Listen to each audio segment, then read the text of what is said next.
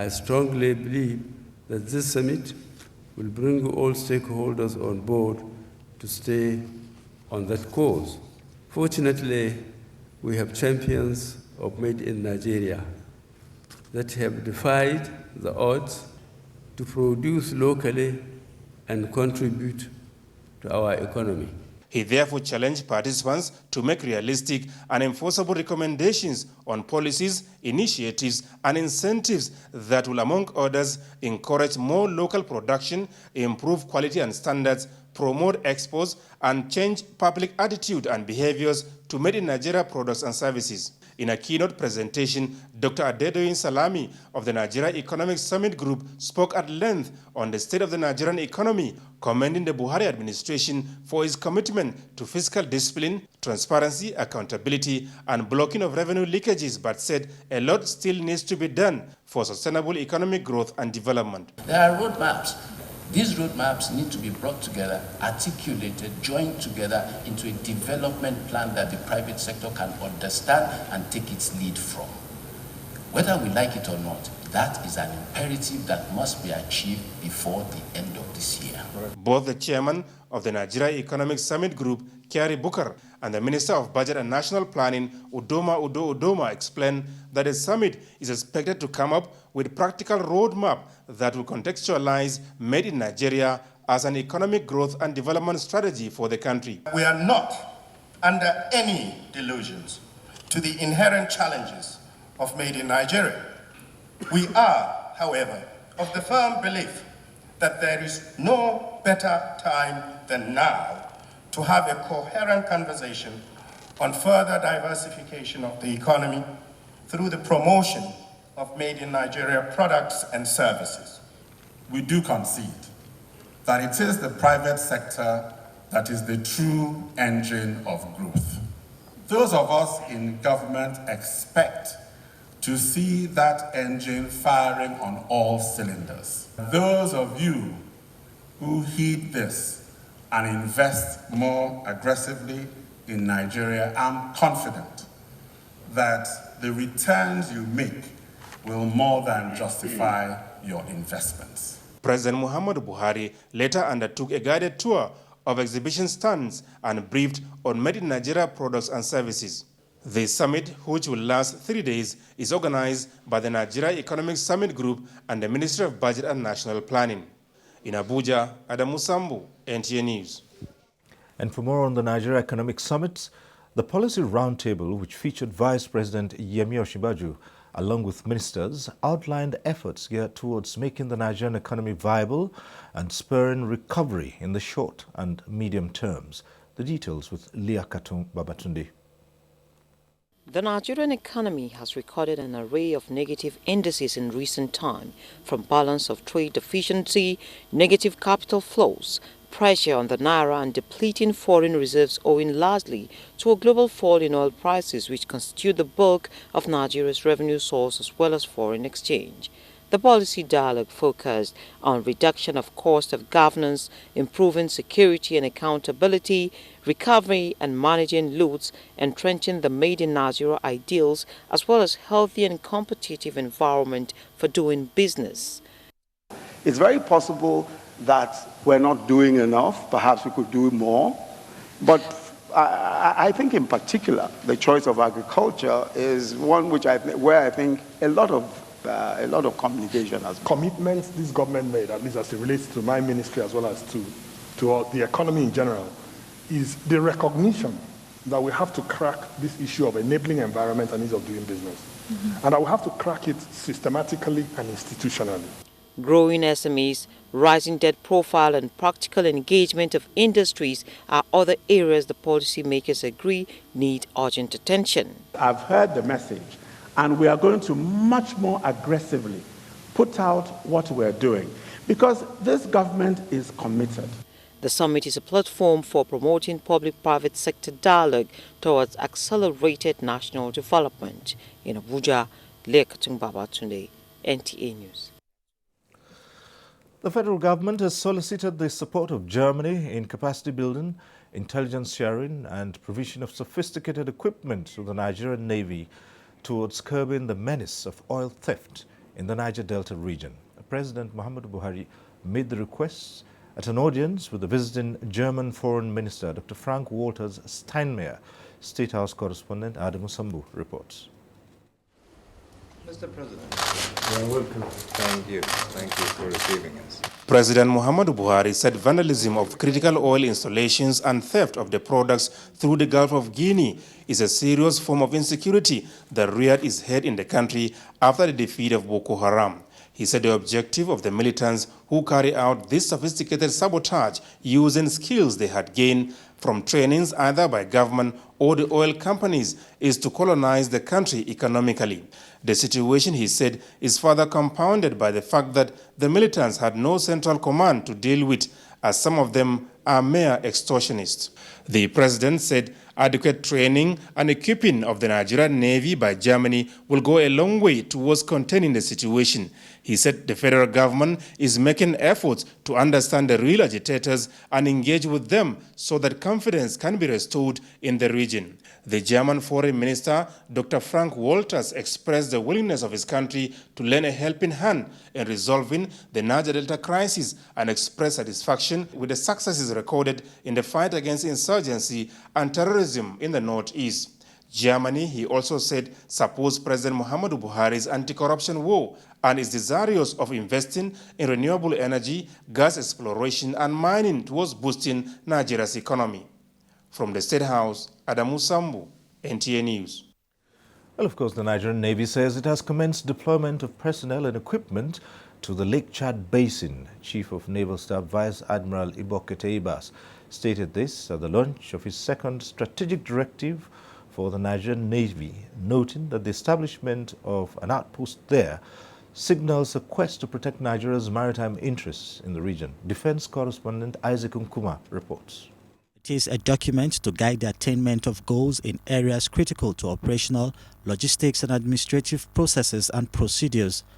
Appraising the first strategic directive, which was promulgated in August 2015, the Chief of Policy and Plans, Rear Admiral Jacob Ajani, and the Chief of Naval Transformation, Rear Admiral Raphael Osondo, say some modest achievements were recorded in its short, medium and long-term implementation plan in operations, fleet renewal, logistics and infrastructural development, as well as human resource management and administration. Top on the list is the sustained presence of the Nigerian Navy on the sea, which they say has drastically reduced crude oil theft and illegal bunkering. Others include the local construction of the second seaward defense boat, NNS Karadua, and tugboat Commander Ugu, with others undergoing various refit and repair works. These efforts, no doubt, were geared towards emplacement of capacity capable of imposing needed dominance and credible governance of our maritime space. Operating alongside the Nigerian Army and the Air Force in counter-terrorism operations in the northeast, the Chief of Naval Staff said movement of her personnel to the Lake Chad Basin has commenced. The presence of the naval outpost is not just for the sake of containing the terrorist threat out there. So strategically, for economic value, as well as the defense and security of our country. In the meantime, he revealed that the Navy Admiralty University, Buzo in Delta State, has been completed and awaiting the federal government's approval for academic activities to commence. In Abuja, Isaac Nkuma, NTA News.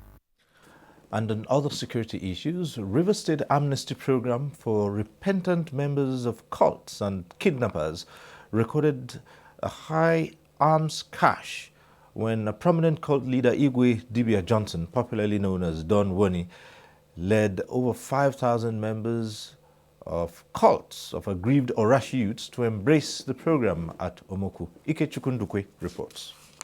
Omoko communities have been in the news on issues related to cult killings and clashes, leading to many fleeing the area and commercial activities brought to a halt. The news of granting amnesty to General Don Wani attracted a large crowd, including traditional rulers. Don Wani, while handing over his weapons, says the armed struggle is because of long neglect of the area by government and oil companies, calling on the state government to empower youths and improve infrastructure in the area. Excellency, the government, and that he has accepted the Holy Branch and we'll go further to ensure the successful implementation of the amnesty program. At the new road in Ariario, with that Greenland, so they bamboo, any thought to are forgiving them. Let them come and lay down their hands, let there be peace in Onega. I stand and you. Don Wani submitted 23 AK-47, 1 launcher, several dynamites, 2 MPG, 1 G3, and dozens of military uniforms, among others. The weapon submitted in Omok is the highest recorded in the amnesty tour in Rivers State. In Port Harcourt, Ikechukundukwe, NTA News. President Muhammadu Buhari has sustained his determination to reduce the presidential air fleet with another release of 2 aircraft to the Nigerian Air Force. Defense correspondent Ismail Musa was at the presidential wing of the Nnamdi Azikiwe International Airport, Abuja, for the handover ceremony. The hallmark of the present administration is prudent management of resources and the quest to reduce the cost of managing the presidency. In line with the change mantra of the present administration, the president recently launched the Change Begins With Me campaign. To back his words with action, the presidency is handing over 2 additional helicopters to the Nigerian Air Force. This generous gesture by the president was born out of the need to reduce the cost of government.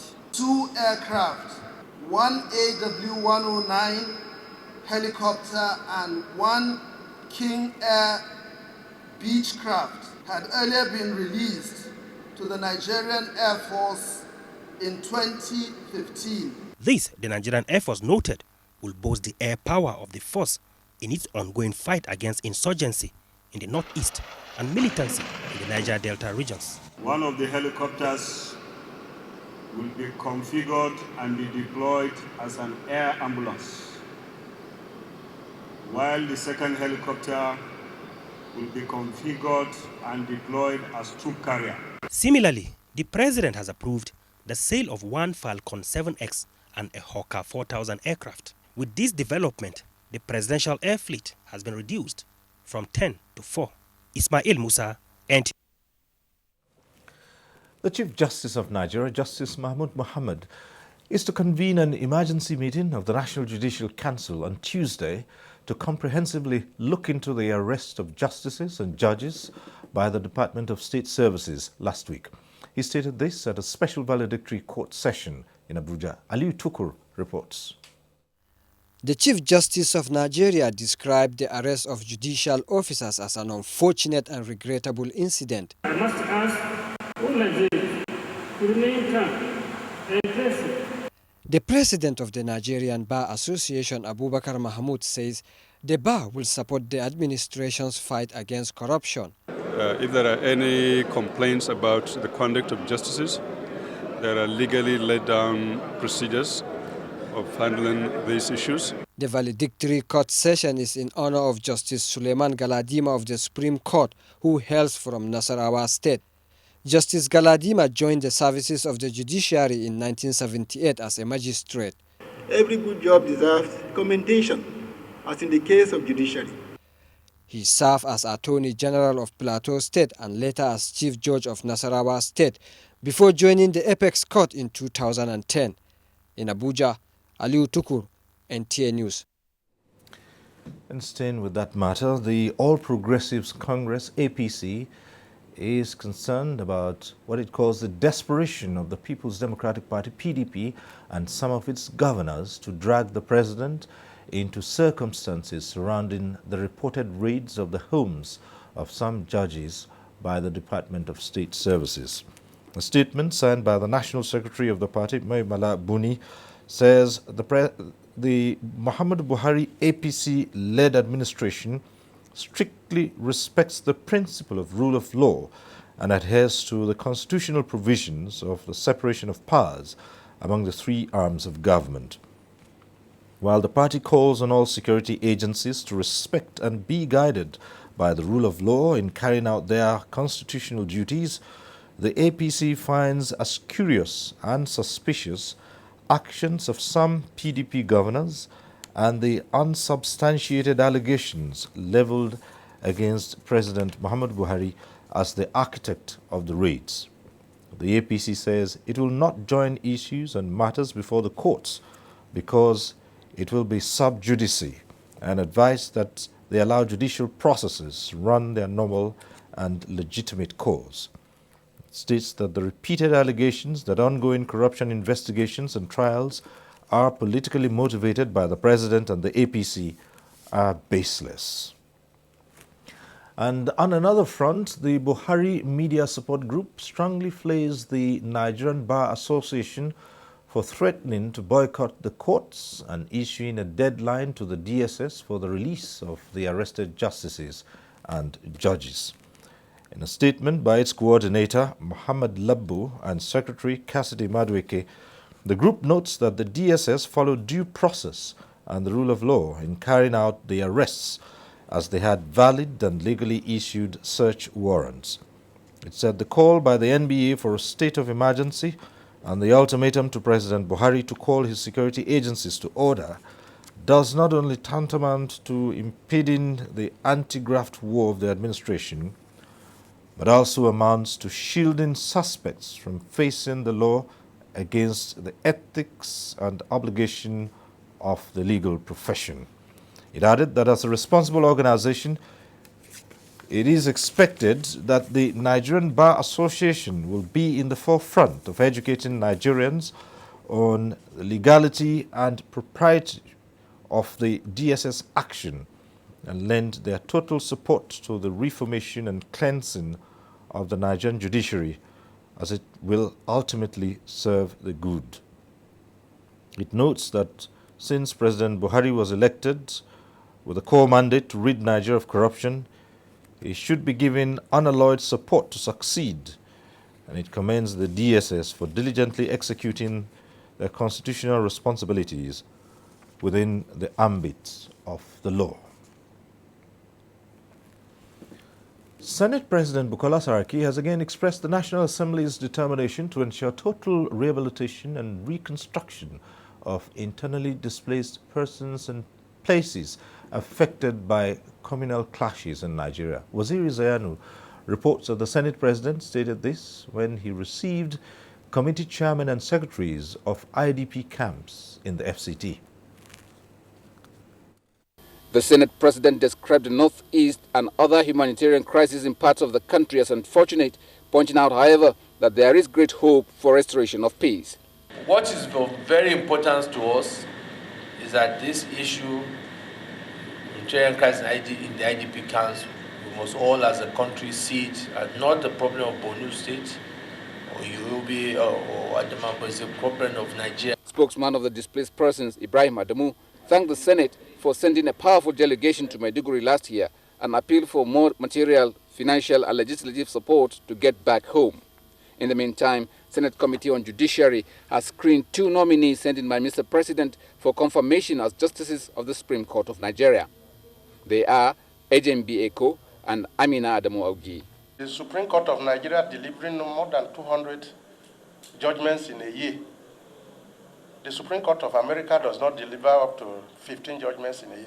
The thought of the buck stops with you. You have to now decide. You have to, what you say becomes law. Now all the federal high courts, state high courts, they've been quoting me, relying on this. So we'll now revert to closed session to consider the report. Meanwhile, Governing Council of the National Institute for Legislative Studies has approved the processing of an amendment bill to change the institute's name. It is to be called National Institute for Legislative and Democratic Studies. Under a new improved dispensation, its scope for research, training and public education for democracy has been strengthened. The admission is open to the public. It's not just for the National Assembly staff. From the National Assembly, Waziri Zayanu, NTA News. Interested parties in the power sector have assured Nigerians a renewed commitment towards boosting the sector. It was in a business session presided over by Minister of Power, Works and Housing, Babatunde Fashola in Sokoto. Mohammed Nasir reports. Power transmission is said to be in a very challenging period in Nigeria, as it is no longer public service but rather commercial. The Minister of Power, Works and Housing, Babatunde Fashola, has initiated a monthly meeting of all stakeholders in the sector to bring them together to discuss, identify problems and propose solutions. Perhaps the biggest current challenge in the power sector post-transition is the liquidity problem. But I want to focus on the opportunities that problems present. Problems must not define us. It is our response to problems that should define us. The 9th meeting of power operators also coincided with the rollout of meter to electricity consumers in Sokoto, which the minister presided over. Sokoto State Governor Amin Waziri Tambol said his administration invests heavily in power sector, saying 172 transformers have been procured and distributed to people, in addition to various partnerships with Kaduna Disco. We are still working hard by way of extending power supply to various local governments and communities in the state. Governor Tambol later conducted the minister around the independent power plant being constructed by the Sokoto State Government. In Sokoto, Muhammad Nasir, NTA News. And you can watch this broadcast live online via the NTA mobile app, which you can download on your Android device at the Google Play Store or at the Apple Store if you use devices with iOS. And still to come, wife of the president warns of fraudsters as kidnappers are in the public eye. The details shortly. When has it reached this?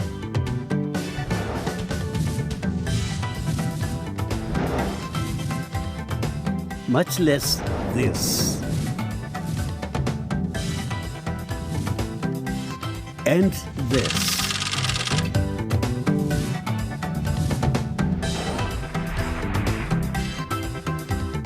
And this.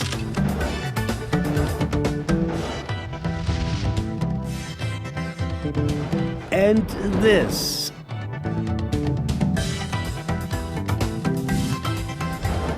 Help reclaim our Commonwealth. Lend your support to the fight against corruption for a better Nigeria. Once in a generation, a technology emerges that transforms a nation. Glo's new 4G network is exactly that. It is by far the fastest mobile internet in Nigeria and the first with nationwide coverage. Government institutions and big business will have the tools they need to build the powerhouse of Africa. Small business will be enabled to make the big leap. Medical procedures will be more advanced and your home will become truly smart. With our most extensive national optic fiber network linked seamlessly to Glo One submarine cable, it is data speed and capacity beyond imagination. 4G will accelerate Nigeria's progress into the Super League, and everyone will see their lives change beyond recognition. The wait is over. Welcome to 4G LTE from Glo. Welcome to the new speed of life. For quick and easy banking on your mobile, like checking your balance or transferring money, use our mobile banking services today. To find out more, visit us online at ecobank.com. Move on up with EcoBank, the Pan-African bank. When you think of it, there's no such thing as a right size.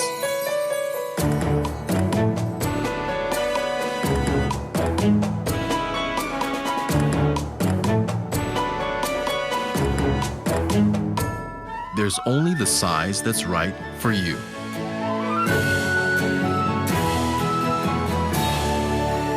Our needs are different, so choose the size that suits your needs. Introducing the MTN Extra Value Bundles. Call and data bundle plans designed to suit any size of life. Load 1,000 Naira to get a medium bundle and choose between more of voice or more of data. Whichever you choose, you get amazing extra value. Bundles are also available in large and extra large. Dial *131# to get started. Today, Ariel will show you how to save more in these tough times. Why this powder? It's pretty good and money's tight. But Ariel gives better cleaning with less powder. Impossible. Come with me. Spaghetti sauce, chocolate drink. For these tough stains, I'll need 1, 2. And just 1 handful of Ariel. New Ariel gives better stain removal with less powder. That's real savings. Ariel removes tough stains better in 1 wash. Bayes University Abuja offers world-class education, uninterrupted academic session, and promising degrees for a sustainable job. Bayes University Abuja is affordable and delivers quality with experienced international staff, superb facilities, overseas external examiners, and a serene academic atmosphere. We offer quality and affordable education, and students are within easy reach of their parents here at Bayes University Abuja. So learn to live at Bayes University for a brighter future. For more information, visit our website at www.bayesuniversity.edu.ng or call 081 3376 9657 or 081 3376 9658. Bayes University Abuja. Learn to live.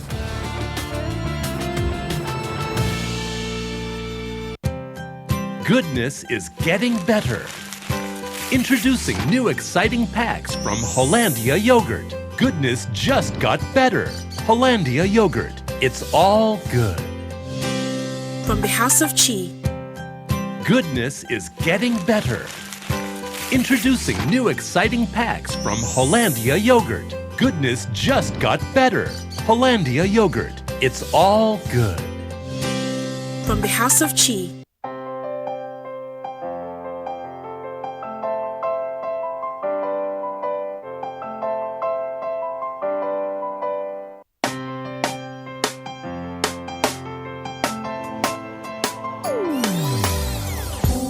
Hear the call of change. Stand. Change is here and it's going to stay. Change begins with you. Oh yeah, make we go. Go to so let the change begin from within. Look at you, oh Gerula. Change begins with you and me. Change begins with me. Change begins with me. Change begins with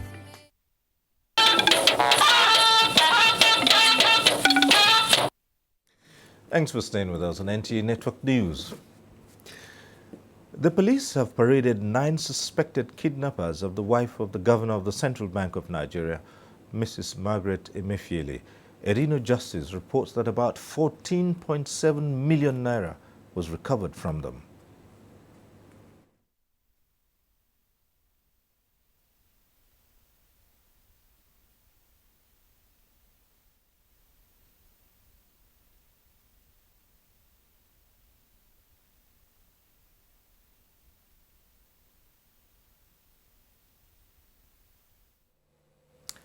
I'm afraid we've lost the sound on that report. We'll try to fix that as we go on in the news. The wife of the president, Aisha Muhammadu Buhari, has criticized the manner in which the forms of interest-free loans for women across the country, which should be obtained free from the Ministry of Women Affairs, have been sold using her name.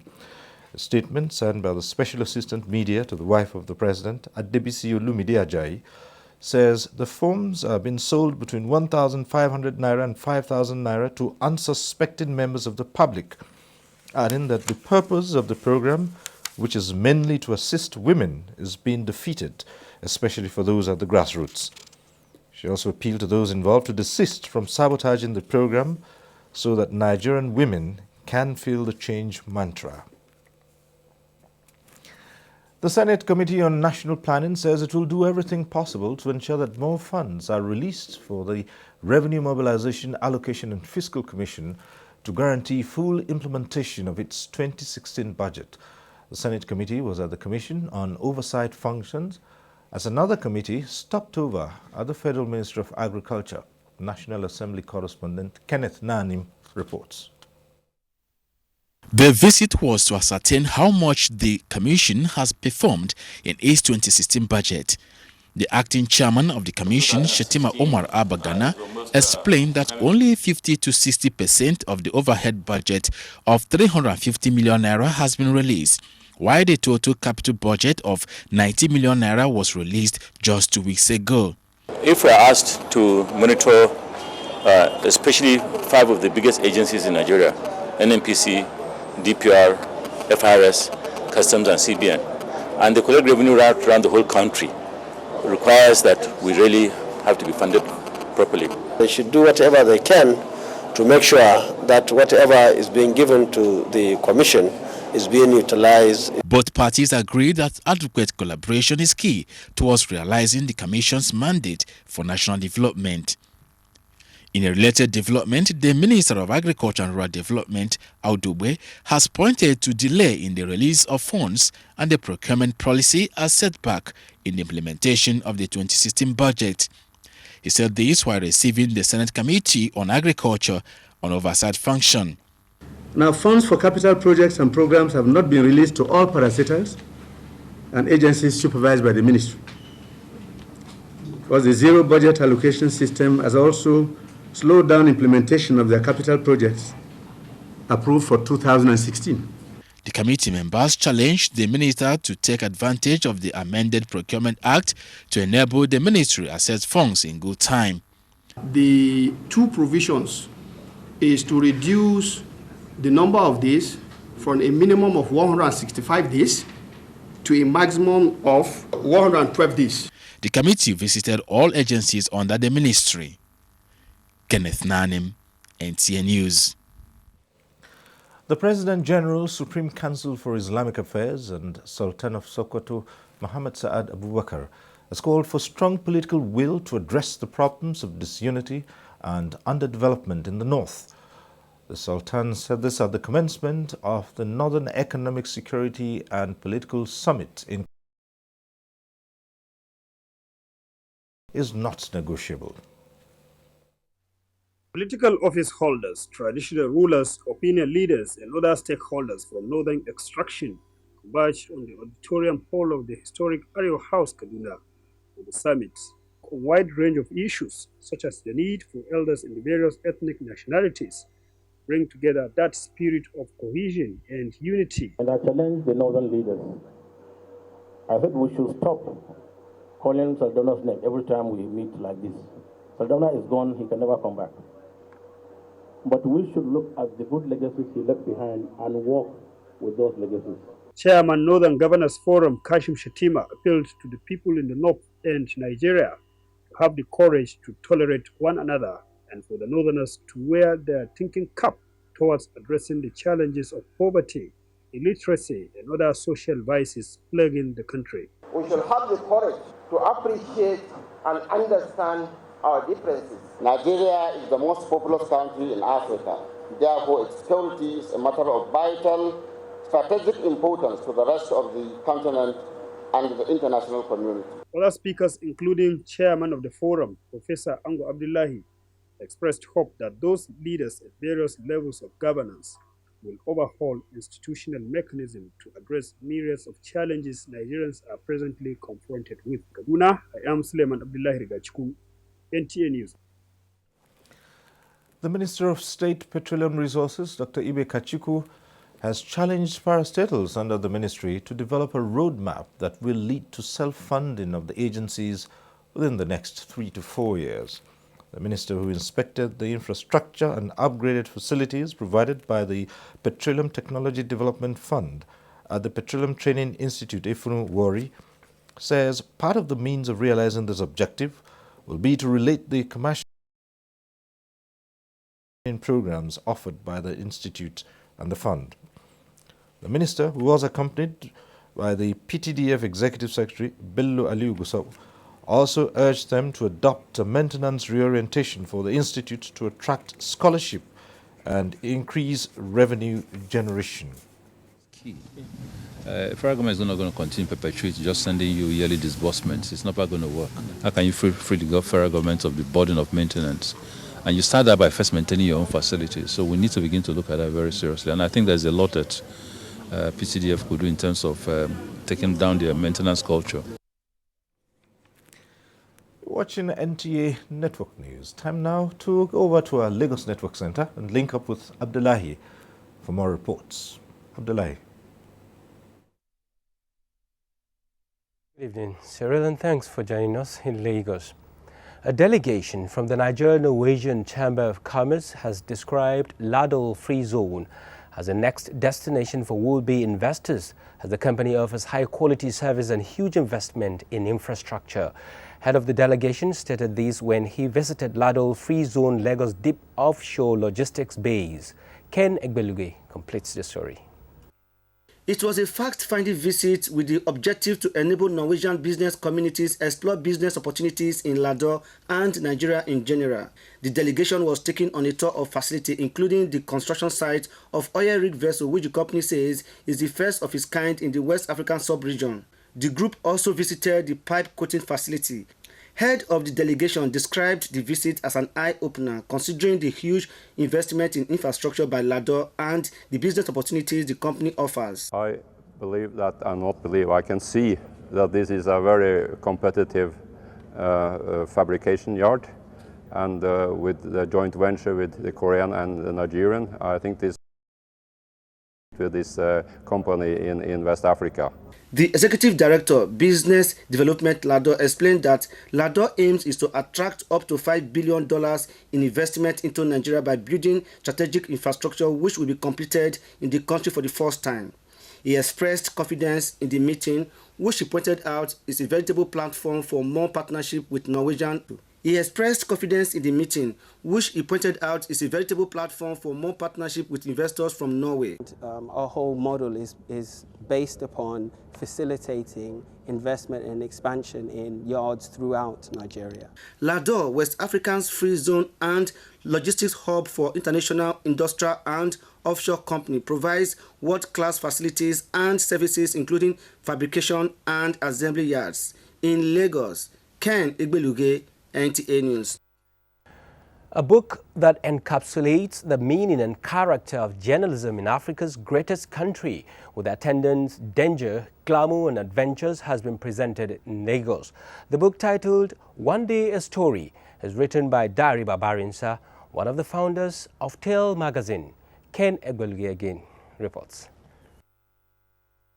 It was the gathering of who is who in the print media. They were there to celebrate with one of their own. A Day and a Story, reminiscence of an African journalist, opened the window to Nigeria and Africa of the 1980s, when the continent was dominated by strongmen and dictatorial regime. The 256-page book provides a vantage point to observe history in the making, with parade of notable characters, including Dele Giwa, Awolowo, Ibrahim Babangida, President Muhammadu Buhari, Nelson Mandela, and many others. The book also defined the early days of the author's career as a journalist. Many of them who are here will risk everything, risk their life, and I'm here to honor one of the people who did everything to make us get to where we are today, and that's to enable people resonate and remember our written path. The book reviewer, who is also a seasoned journalist, described the book as a perfect work that is intended to tell a great story about outstanding events in the country and Africa. And one of the things that I find remarkable is that it is not just a collection of stories he had done before, but he was able to put them in the right historical context. The book is mainly my experience. I believe younger people coming to the profession can learn from it. The author, a prolific writer hails from Ekiti State, is one of the founders of Tale magazine.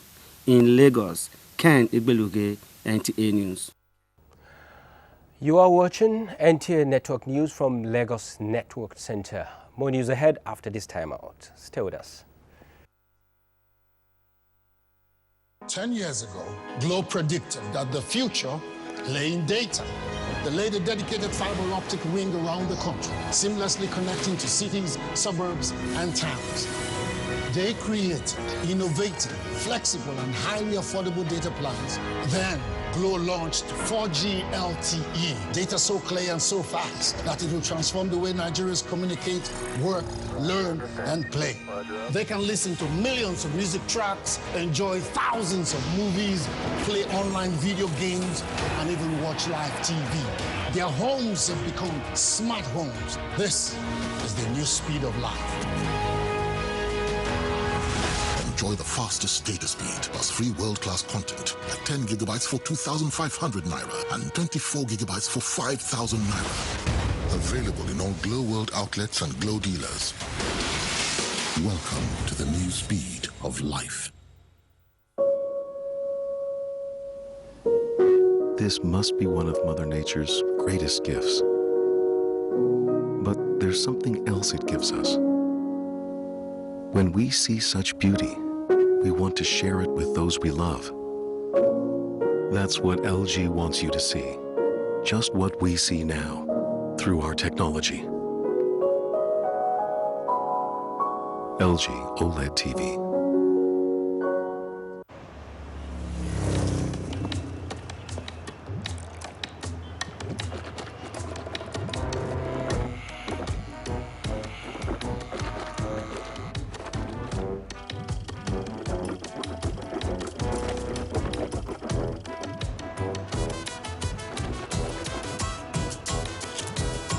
Clorets chewing gum neutralizes bad odor. It doesn't just disguise them, it gives you real minty breath. Last drop bottle of Sprite. And there it is. And there. And there. That sudden burst of intense refreshment that just keeps coming. Good job, Sprite. There is one sound we need to silence. Let's silence toothache with Oral-B All-Round Protection. Its advanced technology helps prevent both toothaches and gum problems, giving them all-round protection for healthier, stronger teeth in 1 week. Introducing new Dettol multi-surface cleaner for a healthy home. Some cleaners don't kill germs, others kill germs but don't clean properly. New Dettol multi-surface cleaner gives you 10 times better germ kill, 10 times better cleaning, and all-day freshness for a healthy home. Germs, oil, and dirt cause blemishes and uneven skin tone. You need Dettol Even Tone. It removes 99.9% of germs and is formulated to remove excess oil and dirt, helping to reduce blemishes. New Dettol Even Tone. The news continues now in Abuja with focus on business. Nigeria's real sector in the spotlight as the Nigerian Economic Summit 2016 opens in Abuja, and the Nigerian Stock Exchange opens the week in the green, appreciating by 0.32%. The details with Leah Katumba Batunde. Hello and welcome to Business News at 9. As Nigerians both in the public and private sectors turn their attention to the 2016 Nigerian Economic Summit, which is focused on achieving sustainable growth by promoting made in Nigeria goods and services, a huge task rests on government, policy makers, experts and stakeholders in various fields to brainstorm and chart a new direction amidst the current socio-economic realities. Experts say the real sector comprising manufacturing, solid minerals, transport and logistics, tourism, hospitality, entertainment, the creativity industry, culture and sports are in need of growth strategy. We, the elites, we have to change our consumption pattern. We have to love our own. We have to consume what we produce and produce what we consume. The small and medium enterprises, SMEs, catalyst for driving growth and promoting made in Nigeria goods and services, require enabling policies and infrastructure to thrive. The important thing we're trying to do now is to assess capacity. We don't want a situation whereby we say that so and so has to be made in Nigeria absolutely, and then 2 days or 2 months down the line we don't have enough production capacity. Experts say government's policies and infrastructural development can bring about ease of doing business for SMEs and improve foreign direct investment into the country. Next is a graphic summary of closing figures from the Nigerian Stock Exchange, where all-share index gained 0.32%.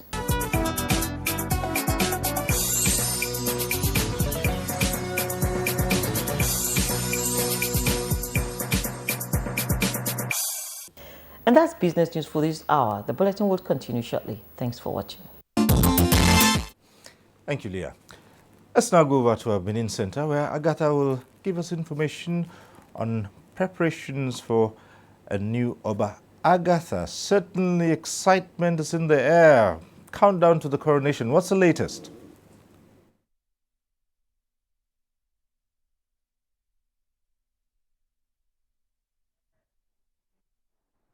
Thank you, Cyril. Good evening and welcome to Benin. Adherence to cultural rights is one of the most salient factors in the process that leads to the coronation of a new Oba of Benin. In this report, Ogochukwuka Ona examines the significance of the movements undertaken by the Crown Prince before his final coronation. Time immemorial, adherence to the customs and tradition of Benin people is a significant aspect of their life that is never toyed with. Most importantly, the rights to the coronation of a new Oba. That is why every detail is followed without reservations. The movement of the heir apparent to the throne from his official residence at Uselu, stopping over at some sites and villages for rituals, is primary for the success of the coronation. If he has not done that, then the coronation will not have been accomplished. It's culture. It's a thing we have to do. It has already been made. So we believe, even when if you are not a Benin, you need to witness it. Our Oba is different from every other Oba in Nigeria over the world. So that is an aspect of what is still to happen. The Benins do things according to the tradition. We don't want to leave any stone unturned. Meantime, Benin is wearing a new look as major areas, including the Oba of Varanwe Square, are adorned in colors synonymous with royalty. In Benin, Ogochukwuka Ona, NT News. Still talking tradition, the story of the survival of the Benin Kingdom cannot be told without mention of Benin chiefs and their diverse roles. Uduako Bonga Chibong spoke with some high-ranking chiefs on their roles against the background of the coronation of a new Oba of Benin taking place a few days from now. Benin Kingdom has a structured administrative system for its day-to-day running, with the Oba as the administrative and spiritual head. The Iya says the Prime Minister of the Kingdom, a title that is not hereditary. He is in the class of the Ikavenue, chosen by the Oba as he pleases. On the Iya rests the responsibility of defending the kingdom. Today, we don't fight wars. What we do is try and ensure that our people don't suffer under the economic burdens. Among the circle of high-ranking chiefs is the Uliha. He is the head of the Uzama, whose business it is to perform the crowning ceremony and proclaim the Daiken in his newly acquired name as the Oba. Uliha should be crowning the Oba. Chief David Edebi is the oracle of the kingdom. The Esogno is the one in charge of the Benin ancestral staff. There are 4 main royal societies in the palace: Iwebo, Iwegwai, Ibiwe, and Ewaise. They take care of the Oba's household. Iwegwai consists of the personnel that attends to the Omonoba needs. No matter their hierarchy or departments, their duties are to ensure a strong and viable kingdom. And that's our package. Cyril is back to you for the rest of the network news. Thank you, Agatha. Take another quick break for some more messages. Stay with us. This week on NTA's Tuesday Live is curbing the menace of kidnapping. NTA Tuesday Live, educating, incisive and informative. Don't miss it. Join us.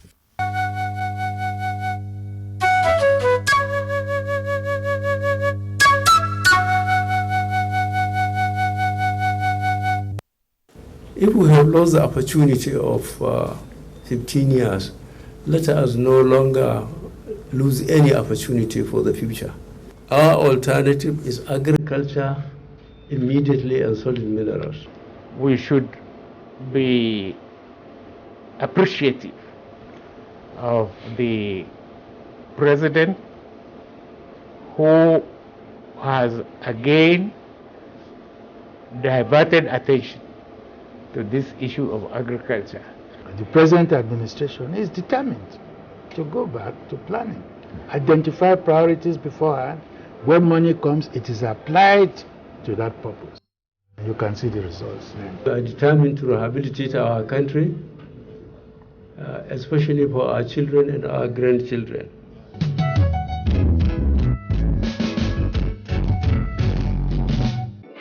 Would you like some water? It's cold, especially for you. Which era are you living in? We have a fridge.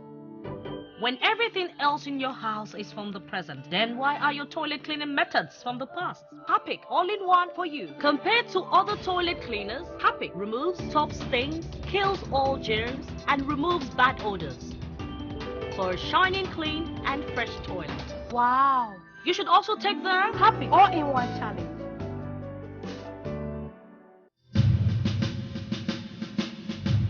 The production, distribution, and sale of counterfeit and fake drugs is a corrupt practice and a crime against humanity.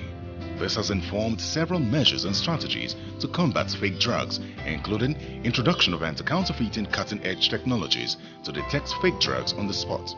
These technologies are being deployed to all the states across the Federation, as well as the internally displaced people's camps. The President, Muhammadu Buhari, and his team are committed to this fight. The federal government of Nigeria, in line with its anti-corruption agenda and posture, will fight a total war against fake drugs and other unwholesome regulated products in order to ensure that Nigerians remain healthy and well. Lend your support and join NAFDAC to rid the country of fake drugs and unwholesome regulated products. NAFDAC, safeguarding the health of the nation.